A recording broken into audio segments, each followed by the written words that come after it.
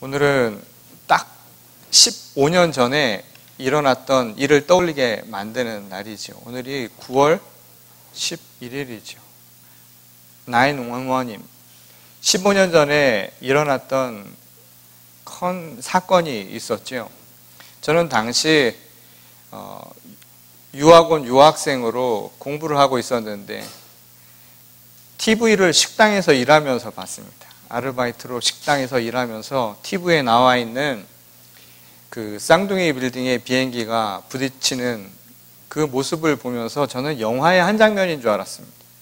그래서 전혀 이것이 큰 사건이 일어났다라고는 생각을 하지 못했죠.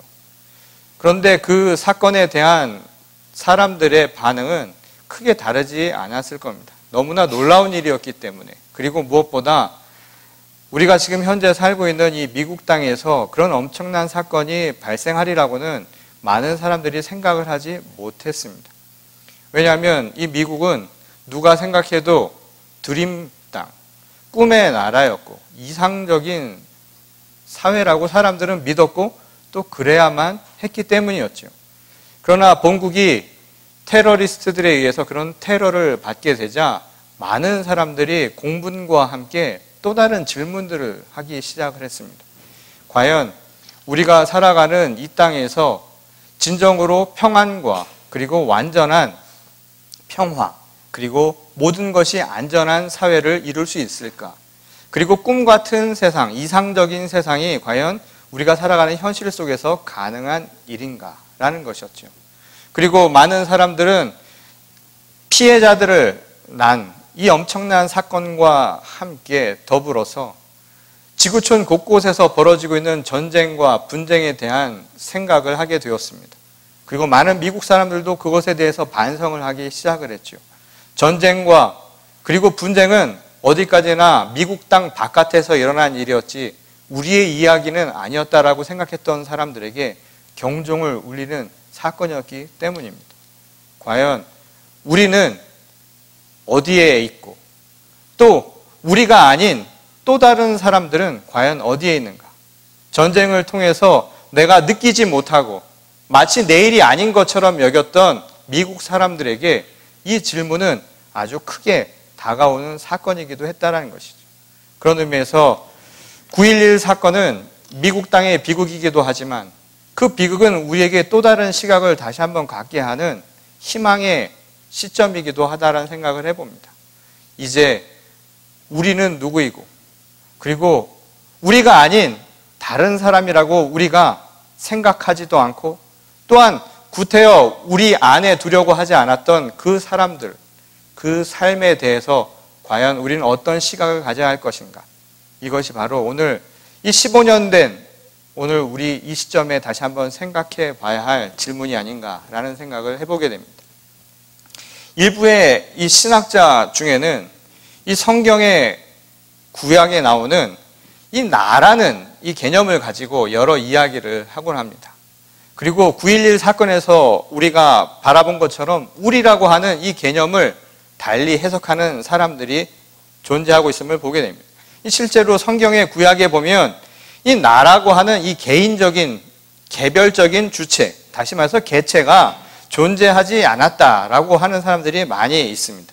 이 민족이나 국가의 백성이라는 의미로 존재하거나 또는 전체를 대표하는 상징적인 개인이죠. 바로 왕은 존재했지만 실질적으로 주체적인 한 개인, 개별적인 개체로서 개인이 존재하지는 않았다라는 주장이라는 겁니다. 그만큼 유대 사회가 공동체를 강조하는 이 전통적인 이 성향이 강했다라는 증거이기도 하죠.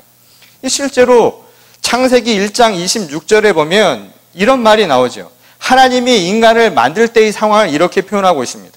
우리의 형상을 따라 만들었다라는 대목입니다. 이 사실 유일신을 믿는 유대의 전통에서 하나님 한 분을 우리라는 말로 표현했다라는 것 자체가 사실 놀라운 이야기 아닐까요? 물론 어떤 사람들은 이것을 두고 복수로 칭한 것은 아마 삼위일체를 상징적으로 표현한 것이 아니냐라고 말하는 사람들도 있습니다. 또 다른 사람들은 이미 하나님 이외에 또 다른 신이 존재한 것 아니냐, 그것에 대한 반증이다라고 이야기하는 사람도 있습니다. 그런데 실제로 당시 역사적인 상황을 보게 되면 그게 그다지 어려운 이야기도 아니었고 그렇게 복잡한 이야기도 아니었음을 보게 됩니다. 실제로 당시 유대 사회를 비롯해서 이 동방의 역사적인 상황을 보게 되면 왕이나 정을대 권력자를 칭할 때 나라고 하는 말을 쓰기보다는 우리라는 말을 사용했다는 것이 역사적인 기록입니다. 무슨 말이냐 하면 모두를 아우르는 존재로서 왕, 이 왕을 나라고 표현하기보다는 우리라고 표현하는 것이 아주 일상적으로 일어났던 표현이라는 거죠. 그런 의미에서 하나님을 우리라고 표현하는 것은 어떻게 보면 당시 성경에 기록된 시점으로 바라볼 때 그다지 어려운 또는 전혀 놀라울 만한 표현이 아닐 수도 있다는 것을 알 수 있다는 겁니다. 그런 의미에서 우리라고 하는 이 표현이 이 사실은 듣는 사람과 말하는 사람에 따라서 이렇게 다양해질 수도 있고 문화적으로 또는 역사적으로 혼용이 됨으로써 혼란을 가중시킬 수도 있다는 생각을 해볼 수 있게 된다는 것이죠. 실제로 저는 가끔씩 이 미국 목사님들이나 감리사님, 감독님에게 편지를 쓸 때 말이죠. 제일 어려운 게 뭐냐면 우리 교회를 우리라고 해야 되나 아니면 내 교회로 해야 되는가 라는 것이었습니다. 왜냐하면 우리 교회에서 무슨 행사가 있습니다라고 이야기할 때는 적어도 제 메시지를 받는 분은 우리 안에 있는 분은 아니잖아요. 그러니 내 교회로 해야 되는지 우리라고 해서 그 사람도 포함시켜야 하는지 그게 혼돈스러울 때가 가끔 있었습니다. 실제로는 우린 집도 공용하고 살고 있죠. 우리 집이지 남의 집, 나의 집이라고 구별하지 않고 사는 것이 사실은 우리 어법 가운데 또한 우리 문화 가운데 하나 나타나는 현상입니다. 심지어는 남편도 공유하지 않습니까? 우리 남편, 우리 아내, 이게 우리 문화의 특징이지요.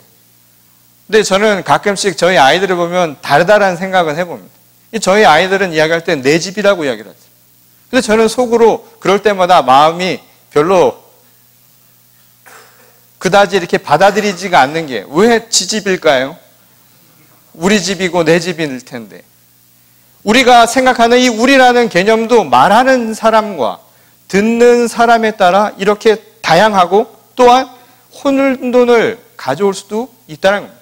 실제로 초창기 이 선교사들이 선교를 나가서 이 우리라고 하는 말 때문에 웃지 못할 여러 가지 에피소드를 겪은 사건들이 많이 있습니다. 실제로 한 기록을 보게 되면 아프리카에서 복음을 전하던 한 선교사들이 주여 우리는 하나님 앞에 모두 죄인입니다 라는 말을 했다고 합니다. 그러자 그 말을 듣고 있던 모든 원주민들이 다 그 자리를 떠버렸다는 거예요. 왜냐하면 선교사들은 우리라고 하는 것을 하나님 앞에 선 모든 사람들을 뜻하는 말로 우리라고 표현했던 겁니다. 그러니 선교사들뿐만 아니라 그 앞에서 말씀을 듣고 있었던 원주민들도 그 우리 안에 포함되어 있었던 것이었죠. 그런데 그 말을 듣고 있던 원주민들은 다른 생각을 했던 겁니다. 그 말을 전하는 선교사들은 원주민이 아닌 외지인이죠. 그러니 저 사람들은 우리가 아니라 타인이었습니다.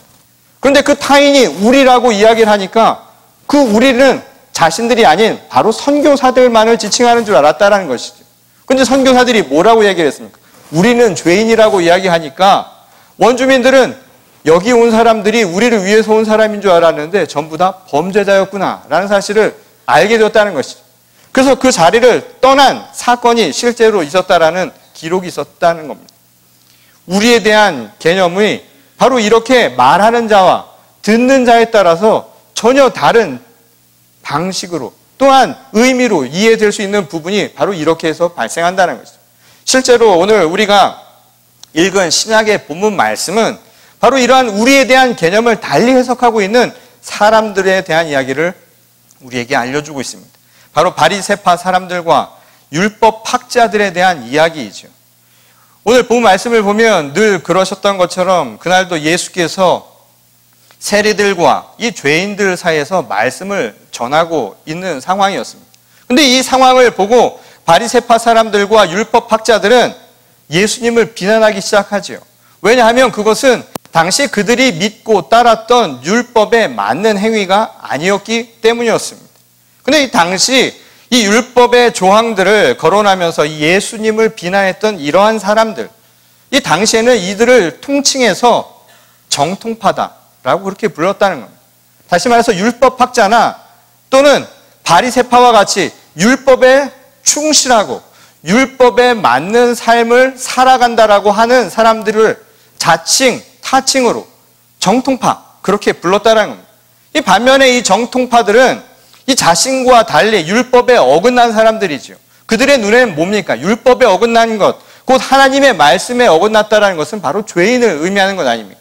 이 사람들을 일컬어서 땅의 사람들이다 라고 그렇게 불렀다는 겁니다. 정통파의 눈에 땅의 사람들은 과연 어떤 사람들이었을까요? 땅의 사람들은 하늘에 속한, 다시 말해서 하나님의 말씀에 속한 하나님의 자녀가 아니라 죄 많은 땅에 속한 역시 죄인들이었다. 그래서 자신들의 경계 바깥에 있는 타인에 불과했다라고 하는 것이 바로 정통파의 생각이었다는 겁니다. 실제로 정통파들이 강조했던 이 당시 율법의 규례 조항도 땅의 사람들과는 거래는 물론이고 함께 있는 것조차도 금기하는 것을 그 규정으로 담고 있음을 보게 됩니다. 이 정통파의 입장에서 본다면 이 땅의 사람들과 가급적 거리를 두고 사는 것, 그것은 자기를 위해서 최소한 자신들을 보호할 필요가 있는 상황에서는 적절한 조처라고 여겨졌던 상황이었죠. 왜냐하면 죄인들과 어울려봐야 좋을 게 뭐가 있습니까? 순수한 자신의 신앙을 유지하기 위해서는 가급적이면 죄인들과 멀리 떨어져 있는 것이 오히려 낫다라는 것이 그들의 판단이었던 것이죠. 그런데 그들의 시선에 오늘 어떤 장면들이 나타나나요? 예수께서 율법에서 금하는 바로 그 땅의 사람들과 함께 음식을 나누고 교제를 나누는 상황들이 보여지기 시작을 했다는 겁니다. 그러니 그것을 바라보는 이들의 시선은 한결같이 부정한 일로, 금기시 되는 일을 행하는 것으로 보이기 시작했다는 것이죠. 죄인은 결코 그들과 함께 할 수 없는, 다시 말해서 우리 안에 포함될 수 없는 그들 또는 타인들인데도 불구하고 그들과 함께 했던 예수님은 우리가 아니거나 아니면 우리가 생각하는 그 말씀을 어기는 사람이 분명하다는 것이 바로 정통파의 생각이었다는 것이죠. 그런데 오늘 본 말씀을 보면 이 정통파의 이런 생각을 보시고 예수께서 말씀을 하나 해주시죠. 그 이야기는 뭐였냐면 잃은 양의 비유였습니다. 이 이후로 잃어버린 것에 대한 세 가지 비유를 누가복음은 우리에게 전하고 있는데 오늘 우리가 읽은 이야기는 잃어버린 양에 대한 이야기였습니다. 그 이야기는 아주 단순하죠. 목자에게 잃어버린 양 한 마리를 되찾는 것은 무엇으로도 견줄 수 없는 기쁨이다 라는 것이 바로 예수님께서 비유로 전하신 말씀의 핵심이었습니다. 그리고 그것은 우리에게 분명한 비유임을 알려주지요. 잃어버린 양은 무엇을 비유하고 있습니까? 다시 말해서 그들이 지금 우리와 다른 존재라고 생각했던 바로 죄인들을 표현한 또 다른 이름이지요.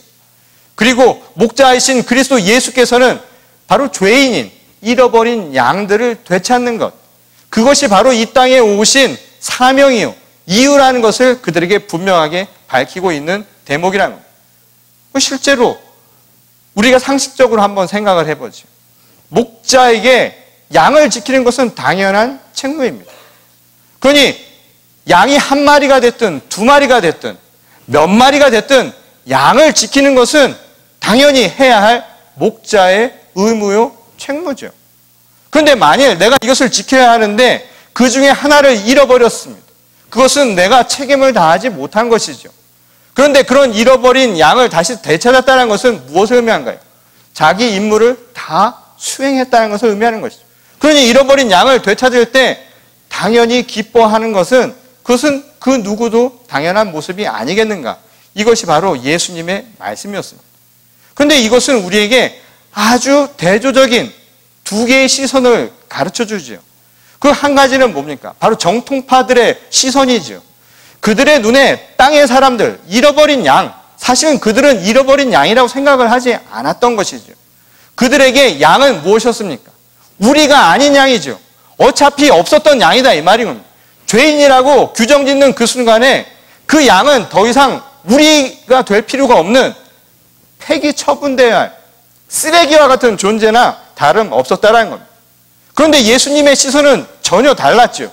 그것은 사라져버려야 할, 없어도 될 그런 양이 아니라 다시 찾아야 할 우리 가운데 하나임을 우리에게 가르쳐주고 있다는 겁니다. 전혀 다른 시선을 우리에게 가르쳐 주는 것입니다. 정통파들의 시선은 저 양은 우리에게 애초부터 없었던 양, 지켜지지 않는 죄인은 없어도 될 하나님 나라에, 우리가 이 땅에 세워야 할 하나님 나라에는 애초부터 계산되지 않은 존재들이었다 이 말인 거예요. 차라리 없는 게 낫다 이 말인 거예요. 차라리 그런 사람들은 없는 게 낫다라고 생각을 하는 것입니다.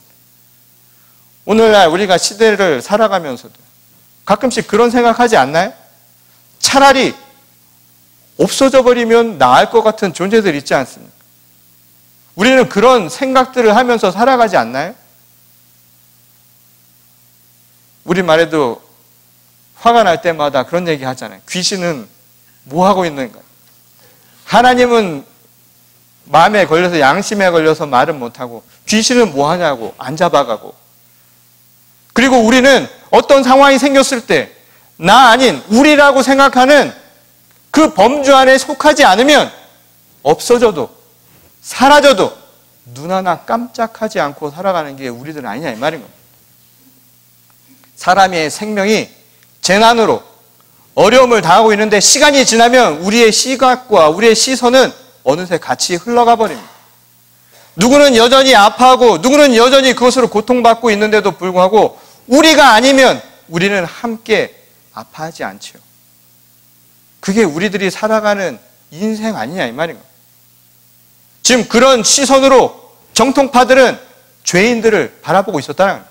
애시당초 이들은 하나님의 말씀이라고 자기들이 생각했던 그 행위에 걸맞지 않은 그런 삶을 살아가는 사람들은 자신들의 목록에 기록하고 있지 않았다는 것이죠.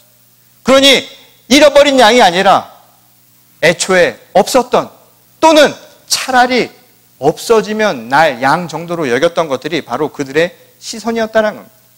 바로 이것에 대한 예수님의 비판이죠. 그들이 가진 시선에 대한 편견과 이 고정관념에 대해서, 그래서 자신의 경계 밖으로 내몰려 한 바로 정통파들의 이 생각에 대한 예수님의 생각을 오늘 이 비유 말씀은 우리에게 가르쳐주고 있다는 겁니다. 아마도 예수님은 이들에게 오늘 우리가 읽은 또 다른 본문이죠. 시편의 말씀을 읽어보라고 권했을지도 모릅니다.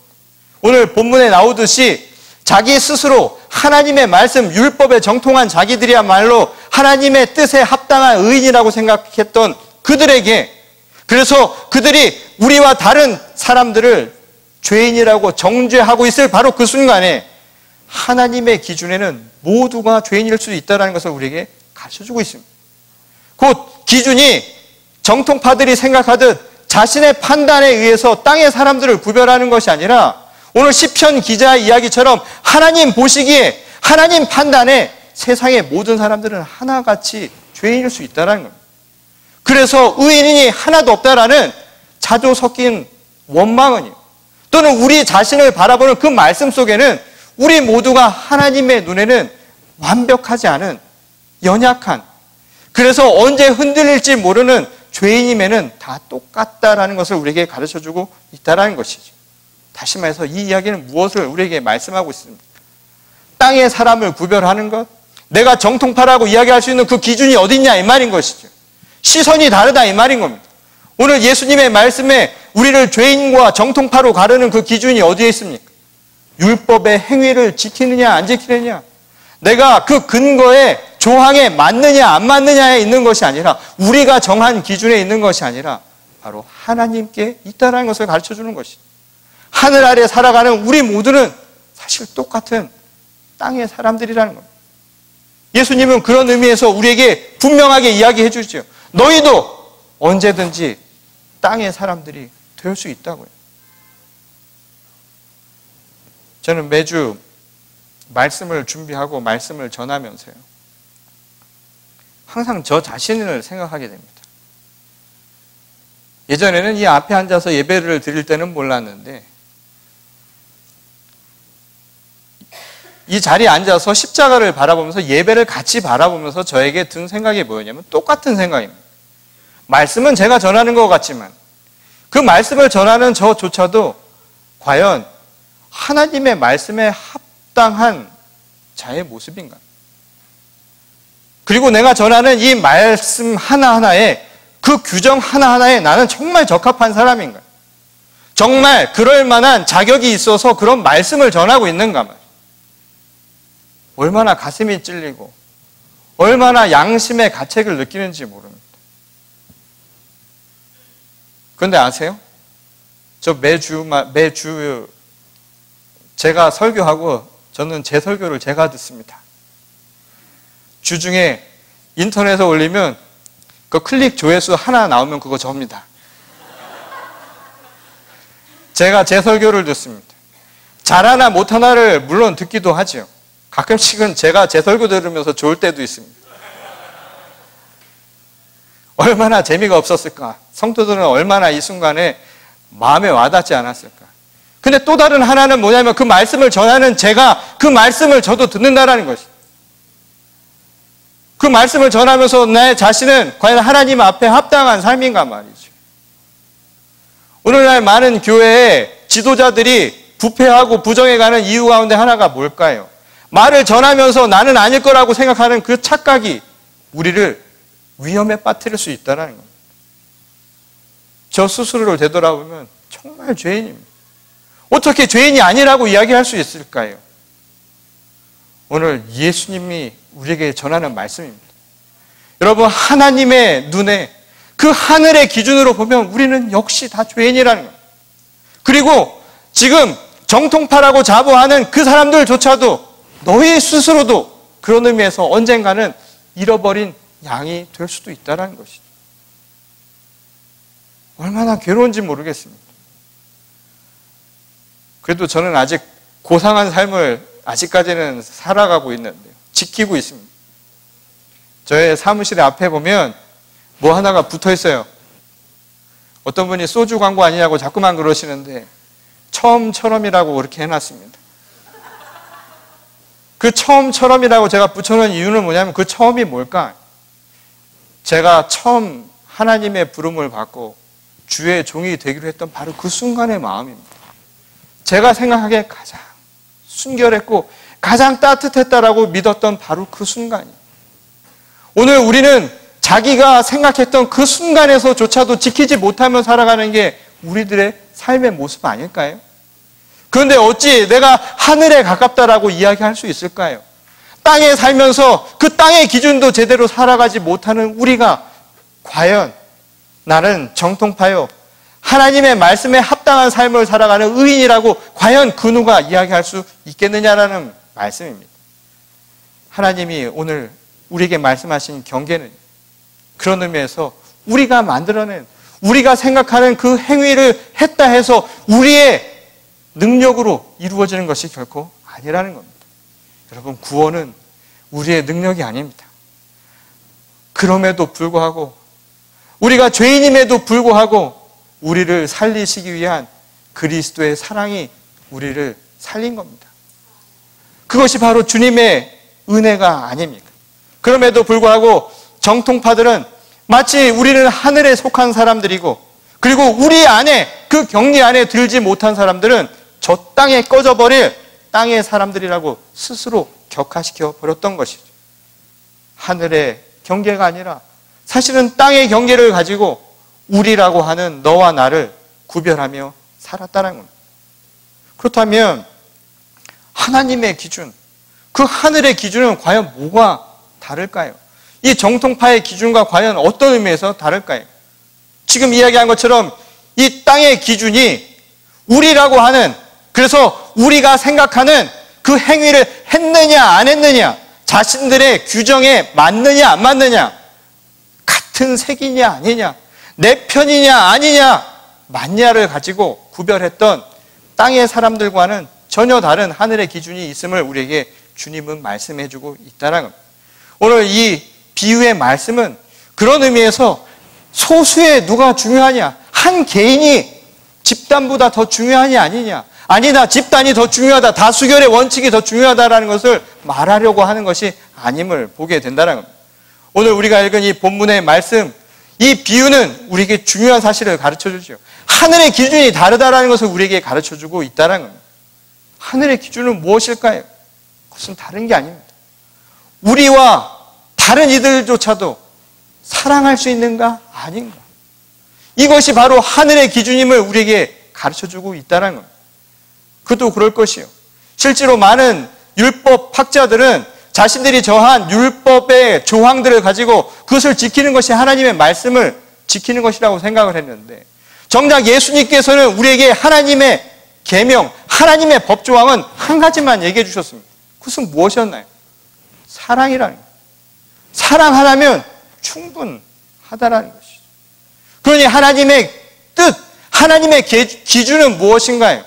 그 사랑을 하느냐 안 하느냐, 바로 그것만 달려있다는 겁니다. 제가 이야기만 하면 떠오르는 예는 이거밖에 없어요. 제가 경험했던 일, 몇 번이나 제가 말씀을 드렸는데, 저희 집사람과의 관계에서요, 지난 20년을 넘게 살면서 항상 하는 얘기가 배려 좀 하고 살라고 그랬는데, 근데 저는 그때마다 느끼는 질문이 뭐냐면 도대체 그 배려가 뭘까? 그 배려의 시작과 끝이 어딘가를 잘 모르죠. 그리고 여자들이 말할 때 그 배려라고 하는 것을 저는 도대체 모르겠습니다. 그리고 마치 맞춰보라는 식으로 객관식으로 주면 좋겠는데 주관식으로 알아맞혀보라고 하는 것이 저에겐 굉장히 어려운 것 중에 하나였는데, 근데 언젠가 한 5년 전 이야기입니다. 그때 저에게 무슨 이야기를 했냐면 그 배려를 아주 꼭 집어서 이야기를 해주더라고요. 양말 아무데나 벗어놓지 마라. 곳곳에 숨겨놓지 마라. 그리고 쓰레기가 차면 쓰레기를 갖다 버려라. 그런 몇 가지 이야기였습니다. 근데 그 이야기는 듣고 나니까 제 마음을 굉장히 편안하게 해주더라고요. 배려가 너무 간단하니까. 몰랐던 거를 하면 되니까. 그래서 쓰레기를 제때제때 차면 버리고, 그리고 눈앞에 보이는 것을 치우고, 그래서 저는 스스로 만족을 했습니다. 나는 배려를 잘하는 사람이다. 그래서 무슨 생각을 했냐면 칭찬받아 마땅한 사람이라는 생각을 했는데, 어느 날 갑자기 그분의 안색이 안 좋아. 그리고 저에게 이야기를 하는 겁니다. 배려가 부족하다는 거예요. 저는 그 순간 엄청난 혼란에 쌓이기 시작을 했습니다.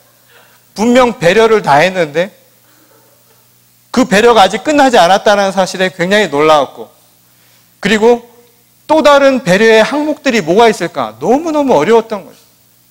그런데 후에 제 신앙이 그 질문에 깊어지면서 든 생각이 뭐였냐면, 원했던 게 뭐였을까요? 그 항목 한 가지 한 가지를 지키는 게 원했던 것일까요? 오늘 여기에 계신 우리 여성분들은 그걸 원하십니까? 남편들한테 그걸 원하세요? 남자친구한테 그걸 원하세요? 아니죠. 사랑이면 된다라는 거예요. 배려하고 그거면 충분하다는 겁니다. 무슨 말인가요? 선우가 바뀐 것이죠. 사랑이면 나머지가 다 된다 이 말인 겁니다. 사랑의 기준이라고 하는 그 사랑을 두면 나머지는 채워질 수 있는 것 아닙니까? 사랑이라는 그 말 안에는 무한정한 것들이 다 들어가 있는 것 아니겠습니까? 오늘 예수님의 말씀이죠. 율법주의자들이 정해놓은 규정을 지키며 사는 것, 그것으로 만족해하며 살아가는 것이 아니라 그 너머에요, 더 큰 사랑이 있다는 겁니다. 하나님이 우리에게 주신 하늘의 기준은 땅의 기준과 달라서 사랑하라는 겁니다. 그래서 예수 그리스도를 보내신 것 아닙니까? 하늘의 경계를 허물고 땅으로 내려오신 것 아닙니까? 그리고 그 땅의 경계에서 하늘과 다른 타인들이었던 우리를, 죄인이었던 우리로 만드시기 위해서 이 땅에 오신 것 아닙니까? 왜 오셨을까요? 사랑이라는 겁니다. 우리를 너무나 사랑해서 경계를 허물고 우리로 만들기 위해, 하나님의 자녀로 만들기 위해 이 땅에 오신 것이 예수님의 뜻 아닙니까? 그리고 오늘 우리들에게 이야기하죠. 내가 너희를 사랑한 것처럼 너희도 서로 사랑하라고. 오늘 우리도 우리의 경계라고 하는 것을 허물고, 예수님이 그 십자가를 짊어지고 하늘과 땅의 경계를 허물고 오신 것처럼 오늘 우리도 누구는 정통파고 누구는 땅의 사람들이라고 우리가 정해놓은 경계를 허물고 서로를 사랑하는 것, 이것이 바로 우리에게 필요한 것임을 주님은 말씀하고 있다는 것이죠. 그런 의미에서 양은, 잃어버린 양은 어떤 양이든 다 소중하다는 겁니다.